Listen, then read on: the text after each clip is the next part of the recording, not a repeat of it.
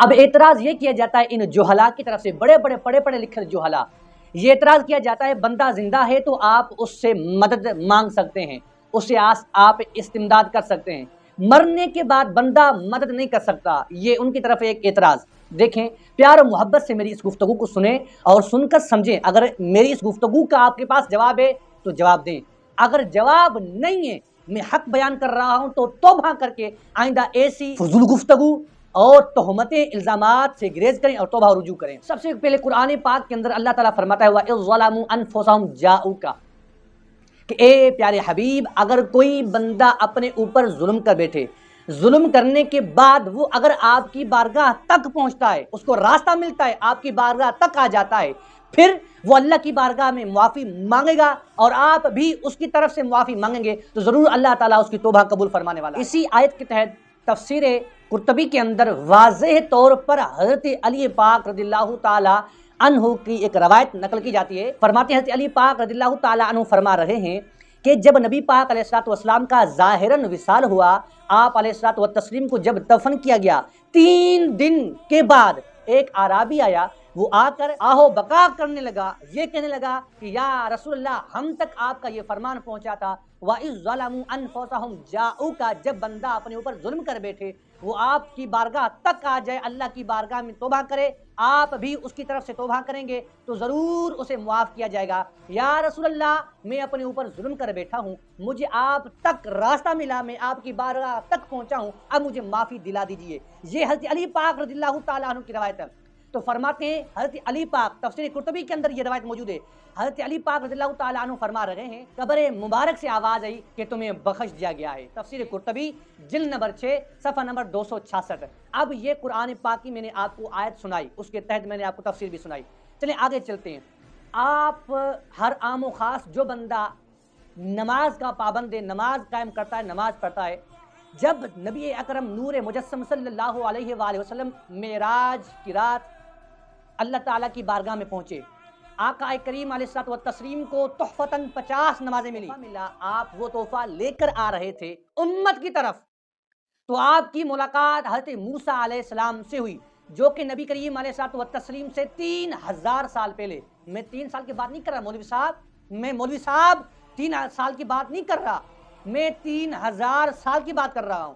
حضرت موسیٰ علیہ السلام نے نبی کریم کی مدد کی، آقا نامدار کی امت کی مدد کی 3000 سال بعد کہ اے اللہ کے نبی آپ کی امت یہ 50 نماز نہیں پڑھ سکے گی، لہٰذا آپ اس میں کمی کروائیں۔ 9 مرتبہ حضرت موسیٰ علیہ السلام نے نبی اکرم نور مجسم علیہ الصلوۃ والتسلیم کی امت کی مدد کی۔ اب آپ نے یہ روایت پڑھی بھی ہے، سنی بھی ہے، دیکھتے بھی ہیں، پڑھتے بھی ہیں اور واعظین خطبہ بھی بیان کرتے ہیں، تو پھر عمل کیوں نہیں کرتے؟ پھر آپ عمل کیوں نہیں کرتے؟ کیوں آپ دوسروں کے اوپر الزامات لگاتے ہیں جبکہ آپ کے پاس کوئی دلیل نہیں ہوتی؟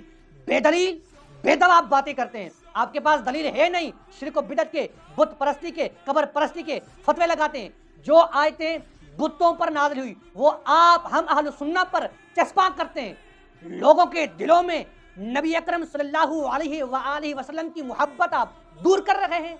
ہم سارے اہل سنہ مشرک ہیں اور آپ پکے سچے ٹھکے مسلمان ہیں۔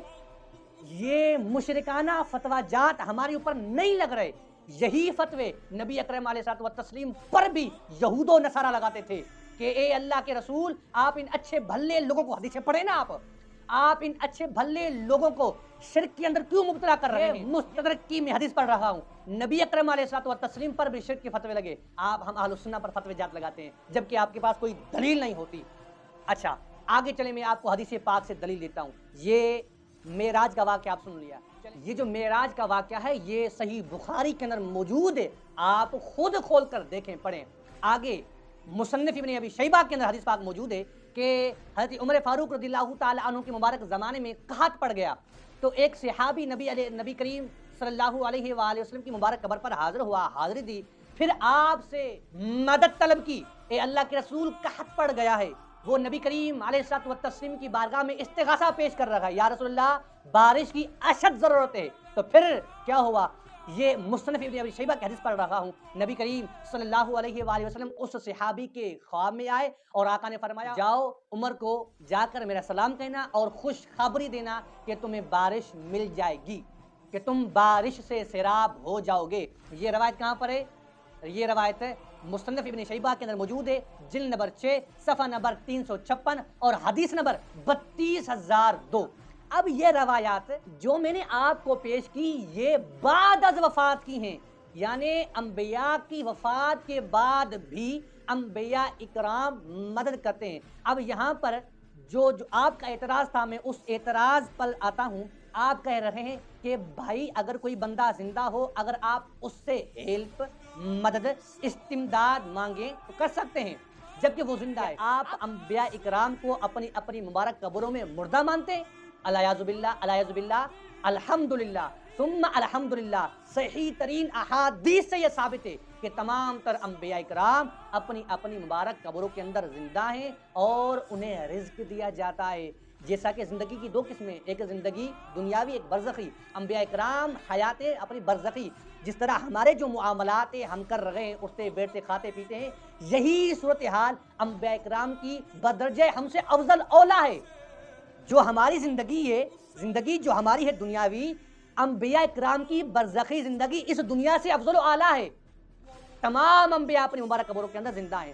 کوئی بندہ اگر انبیاء سے، صحابہ یا اولیاء اکرام کی مبارک قبر پر جا کر وسیلے سے دعا مانگ رہا ہے، اللہ سے، اللہ کی طرف رجوع کر کے وسیلہ دے رہا ہے، تو یہ جائز عمل ہے، اس میں کوئی ناجائز ہونے والی بات نہیں۔ اگر آپ ہمت رکھتے ہیں، اس جو میں نے دلائل دیے، اگر اور بھی دلائل تھے لیکن وقت کی قلت کو ملحوظ خاطر رکھتے ہوئے میں نے آپ کو یہی دلائل دیے، اگر آپ کے اندر ان دلائل کی تردید ہے، آپ ان کا رد کرنا چاہتے ہیں، آپ رد کریں، اگر نہیں کرنا چاہتے تو وہاں کر کے رجوع کریں اور یہ اپنا جو باطلانہ عقیدہ ہے اس کر کے پکے سچے عقیدے کو پکڑ کر اپنی زندگی بھی اچھی اور سنواریں اور اپنی قبر کو بھی سنواریں۔ یہ نہ ہو کہ آپ کے ایک عقیدے کے بدلے آپ کو عذاب برداشت کرنا پڑے۔ اللہ کی بارگاہ میں دعائے مالک عمل